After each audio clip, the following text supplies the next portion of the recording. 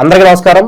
ప్రస్తుతం మనతో పాటు ప్రముఖ ఆధ్యాత్మికవేత్త, astrologer, professor Brahmashri doctor Mullapudi Satyanarayanamurthy గారు ఉన్నారు. సో గురుగారితో మాట్లాడతాం. నమస్కారం గురుగారు. నమస్కారం మణికంఠ గారు. గురుగారు, సెప్టెంబర్ మాసం విశేషంగా కర్కాటక రాశి వారి పరిస్థితి ఏ విధంగా ఉండబోతుంది? చంద్రగ్రహణం తాలూకు ఇంపాక్ట్ కూడా ఏమన్నా ఉంటుందా వీళ్ళ మీద? ఓవరాల్గా ఎలాంటి జాగ్రత్తలు తీసుకోవాలి? చంద్రగ్రహణం ఇంపాక్ట్ ఖచ్చితంగా ఉంటుంది వీళ్ళపైన. కాబట్టి ఈ రాశి వారందరికీ కూడా అష్టమ రాహు ఉన్నాడు. దానివల్ల మానసికంగా వీళ్ళ అశాంతిగా ఉండడము, ఆలోచించడము ఇలాంటివన్నీ కూడా చేస్తూ ఉంటారు. అలాగే శని భాగ్యస్థితిలో ఉండడము, దానివల్ల అదృష్టాన్ని కలగజేయడము, బ్యాడ్ హ్యాబిట్స్ అన్నీ కూడా పోగొట్టుకోవడము, మంచి బ్రహ్మాండంగా ముందుకెళ్తారు. ఇకపోతే ఆదాయాల దగ్గరికి వచ్చేసరికి ఆదాయాలు బాగా పెరుగుతాయి కర్కాటక రాశి వారికి. దాంతోపాటు అనారోగ్యాలు కూడా ఉన్నాయి. ఉబ్బసము, తర్వాత ఈ యొక్క ఇండైజెషన్ ప్రాబ్లము, పైల్స్ ఇలాంటి వ్యాధులు అనేటటువంటి ఈ కర్కాటక రాశి వాళ్ళకి వస్తాయి. దానివల్ల హాస్టల్స్లో ఉండేటటువంటి విద్యార్థులు వాళ్ళు చదువుకుంటూ హాస్టల్లో రకరకాల ఫుడ్లు పెడతారు కాబట్టి పాపం వాళ్ళు చపాతీలు ఇంట్లో హాస్టల్స్లో వాళ్ళు సపరేట్గా చేసుకోవడం, దీనివల్ల కొంత టైం వేస్ట్ అవ్వడము ఇలాంటివన్నీ కూడా ఈ కర్కాటక రాశి వాళ్ళకి జరుగుతాయి. ఆదాయాలు బాగా పెరగడంతో పాటు ఈ కర్కాటక రాశి వారికి అందరికీ కూడా స్నేహితులు, బంధువులు పెరుగుతారు. అందువలన విందు వినోద కార్యక్రమాలు అనేటటువంటి వాటిల్లో ఎక్కువ పార్టిసిపేట్ చేస్తారు. అనుకోకుండా ఈ రాశి వారందరికీ కూడా విఐపీల దగ్గర నుంచి ఆహ్వానం వస్తుంది. వచ్చి వాళ్ళంతా కూడా పెద్ద పెద్ద ఈవెంట్స్లో వాళ్ళు పాల్గొనడము ఇలాంటివన్నీ కూడా జరుగుతాయి. ఇకపోతే ఉద్యోగాల దగ్గరికి వచ్చేసరికి కర్కాటక రాశి వాళ్ళకి ప్రమోషన్స్ రావడం జరుగుతాయి. అలాగే టీఏలు, డిఏలు, అరియర్స్లు ఇవన్నీ కూడా రావడం జరుగుతాయి. సెటిల్మెంట్స్ అనేటటువంటివి వీళ్ళ లైఫ్లో వన్ టైం పెన్షనర్స్ కూడా వన్ టైం సెటిల్మెంట్ అనేటటువంటివి జరుగుతాయి. అయితే ఈ యొక్క కుటుంబం పెద్దదవుతుంది. ఈ యొక్క కర్కాటక రాశి వారికి పిల్లలు లేనటువంటి వాళ్ళకి పిల్లలు కలగడం, అలాగే పెళ్ళిళ్ళు కానటువంటి వాళ్ళకి పెళ్ళిళ్ళు అవడం, కొత్త కొత్త బంధువులు, వియంకుళ్ళు వీళ్ళు అంతా కూడా రావడము ఈ విధంగా ఉంటుంది. ఇకపోతే వ్యాపారాల దగ్గరకు వచ్చేసరికి వ్యాపారాలలో మనము బట్టల షాపులు ఎక్కువ పెడతారు, హోటళ్ళు ఎక్కువ పెడతారు. ఈ యొక్క కర్కాటక రాశి వారికి నీటికి సంబంధించినటువంటి వస్తువులను ఎక్కువగా పెట్టుకోవాలి వ్యాపారాలు. అలాగే ఆల్కహాల్, రెస్టారెంట్స్ ఇలాంటి బిజినెస్లంతా కూడా బ్రహ్మాండంగా జరగడం అనేటటువంటివి జరుగుతాయి.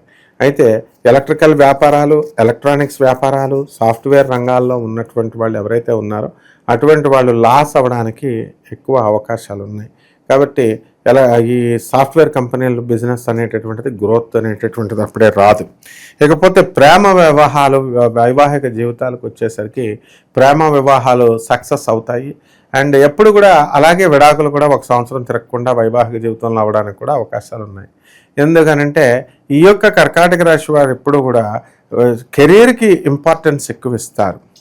అంతేగాని ఈ యొక్క రాశివారి వైవాహిక జీవితంలో నేను గొప్ప అని చెప్పి ఒక ఈగో స్టేట్ రావడము, దానివల్ల వీళ్ళంతా కూడా కోర్టులకు వెళ్ళడము, ఆ కోర్టుల్లో వేసుకున్నటువంటి వాళ్ళకి ఇంకా కూడా ట్రైల్కి రాకపోవడము ఇలాంటివన్నీ కూడా జరుగుతాయి అన్నమాట. పెట్టుబడులు పెట్టొచ్చు అంటారా? సరైన టైమే అంటారా? ఇది సరైన టైమే. పెట్టుబడులు పెట్టచ్చు, వ్యవసాయం మీద పెట్టకూడదు. రైతులు కూడా అంతగా పరిస్థితులు బాగుండవు. రైతులు వ్యవసాయం మీద ఇంతకుముందు ఎక్కువ కాన్సన్ట్రేట్ చేసేవారు. ఇప్పుడు రైతులు ఏం చేస్తున్నారంటే వాళ్ళు కూడా సెల్ ఫోన్స్ వాడడమే రాదు పాపం వాళ్ళకి. ఇప్పుడు సెల్ ఫోన్స్ వచ్చినాయి. వాళ్ళు కూడా రైతులు మెయిన్గా లవ్ అఫేర్స్లోకి వెళ్ళిపోయేటటువంటి వాళ్ళు రైతులు, పూజారులు ఇద్దరు వెళ్ళిపోతున్నారు. ఎందుకంటే వాళ్ళకి పెళ్ళిళ్ళు చేయట్లేదు. పూజారి వృత్తిలో ఉన్నవాడికి పిల్లనివ్వట్లేదు, రైతు వ్యవసాయం చేసేవాడికి ఇవ్వట్లేదంట. మరి పాపం వాళ్ళు ఎలా ఉంటారు ఇంకా? అందుకని రైతులు వ్యవసాయం చేయడం కంటే కూడా కాన్సన్ట్రేషన్ ఎక్కువ ప్రేమల్లో చూపిస్తున్నాడు కాబట్టి కొంచెం వ్యవసాయం దెబ్బతింటుంది. దాన్నే అష్టమ గురుడు అష్టమ రాహువు అంటాం అనమాట. అలాగే ఈ రైతులు చేసేటటువంటి ఈ యొక్క వ్యాపారాన్ని ఒకవేళ కర్మకాలి బాగా పండించినటువంటి రైతు ఎవరైనా కనుక ఉంటే వాళ్ళ దగ్గర ఈ కమిషన్ ఏజెంట్స్ ఎత్తుకెళ్ళిపోతారు. వాడికి రైతుకి మిగిలేది తక్కువ, కమిషన్ ఏజెంట్స్కి మిగిలేది ఎక్కువ. కాబట్టి ఈ విధంగా రైతులకు అంత అనుకూలమైనటువంటి పరిస్థితి కాదు. గతంలో చేసినటువంటి అప్పులు ఇవన్నీ కూడా కాస్త తీర్చగలుగుతాడు. ఇంట్లో ఖరీదైనటువంటి వస్తువులు ఇవన్నీ కూడా వీళ్ళు తీర్చగలుగుతారు. లేకపోతే ఈ యొక్క విద్యార్థులు మనం తీసుకున్నప్పుడు ఈ కర్కాటక రాశి విద్యార్థులు అక్టోబర్ 18 లోపల మొత్తం విద్యార్థులందరూ కూడా బ్రహ్మాండంగా చదవడం జరుగుతుంది. స్వీట్లు ఎక్కువ విద్యార్థులు తింటారు, దానివల్ల ఒబిసిటీ వ్యాధి వచ్చి ఎక్కువ లావు అవడానికి అవకాశాలు ఉన్నాయి. అలాగే హార్మోన్స్ వల్ల పింపుల్స్ ఎక్కువగా రావడము ఈ కర్కాటక రాశి వాళ్ళకి.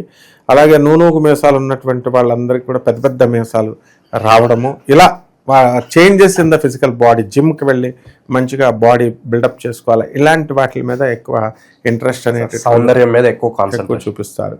ఆడవాళ్ళు అయితే ఇంకా బ్యూటీ పార్లర్లను వదలరు అనమాట. ఆ విధంగా ఈ యొక్క కర్కాటక రాశి వారికి ఈ యొక్క విద్యార్థులు కాస్త ఈ సౌందర్యం మీద దృష్టి చూపించేటటువంటి బ్యాక్లాగ్స్లో ఉంచుకొని కాస్త ఫెయిల్ అవ్వడానికి అవకాశాలు ఉన్నాయి. ఇక ప్రయాణాలు, దూర ప్రయాణాలు, విదేశీ ప్రయాణాలు వెళ్ళిపోతారు. విదేశాలకు వీళ్ళకి ఏమీ అడ్డంకు లేదు. ఒక టీం లాగా వెళ్ళిపోతారు. ఇప్పుడు వాయిలిన్ బ్యాచ్ ఉందనుకో, మనకు ఉన్నా లేకపోయినా యోగం ఆ బ్యాచ్లో మనల్ని తీసుకెళ్ళిపోతారు. ఆ విధంగా కర్కాటక రాశి విద్యార్థులంతా కూడా గుంపులో గోవిందలాగా వీళ్ళంతా విదేశాలకు వెళ్ళడం, మాస్టర్స్లు చేయడము.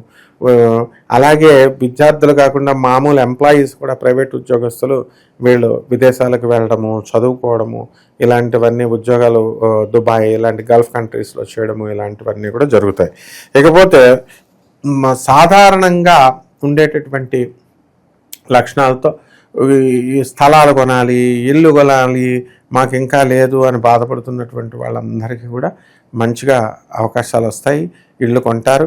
అయితే వీళ్ళకందరికీ కూడా దొంగల బ్యాచ్లతో పరిచయాలు అవుతాయి. కర్కాటక రాశి వాళ్ళకి ఆఫర్స్ అంటే మా దగ్గర ఆర్పి ఉంది, అమ్మితే 200 కోట్లు వస్తాయి, లేకపోతే మా దగ్గర ఈ వస్తువు ఉంది, బంగారాన్ని కింద మార్చేస్తాం, ఇట్లా బ్యాచ్లు బయట ఫ్రాడ్ బ్యాచ్లు ఉంటాయి కదా, యాంటీ సోషల్ ఎలిమెంట్స్గా వీళ్ళందరూ కూడా పరిచయం అయిపోవడం జరుగుతుంది.